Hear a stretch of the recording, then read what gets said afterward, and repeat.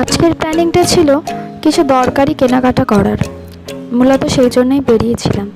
কিন্তু বৃষ্টিটা এত বেড়ে গেল হঠাৎ করে রাস্তায় যেতে যেতে যে শুধুমাত্র লাঞ্চ করেই বাড়ি চলে আসতে হলো। বৃষ্টির সঙ্গে বিরিয়ানির বেশ গভীর একটা যোগাযোগ আছে। যদিও সেদিনকে আমাদের কেনাকাটার প্ল্যানটা ক্যান্সেল হয়েছিল, তা সত্ত্বেও তোমাদেরকে তো বলা হয়নি, বাবা মা এসেছিলো আমাদের বাড়িতে আমাদের কাছে থাকবে বলে। সেই আনন্দে অ্যাডভেঞ্চার করার শখটা কিন্তু আমরা একেবারেই ছাড়তে পারিনি। 5 জনে মিলে বেশ সাহস সঞ্চয় করে বেরিয়ে পড়েছিলাম সিটিতে প্যারাডাইসের উদ্দেশ্যে। তোমাদেরকে আমরা জানাবো যে আমরা ঠিক কোন ব্রাঞ্চটাতে গিয়েছিলাম, কারণ তোমরা নিশ্চয়ই দেখতে পাচ্ছ কত সুন্দর একটা অ্যাম্বিয়েন্স।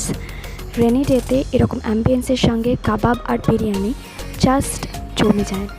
ভীষণ মজা হয়েছিল আমাদের সেদিন, কারণ আমার বাবা মায়ের এই প্যারাডাইসের মাটন বিরিয়ানিটা স্পেশালি খুব ফেভারিট।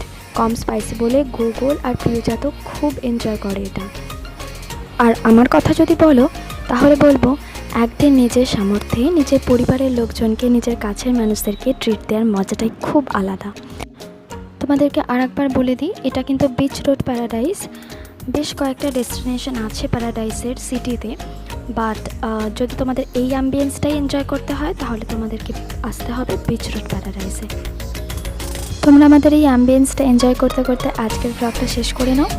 আর লাইক, শেয়ার, সাবস্ক্রাইব, কমেন্ট করতে ভুলো না কিন্তু। কেমন লাগলো আমার ব্লগটা অবশ্যই জানাও। আজকের মতন এটুকুই।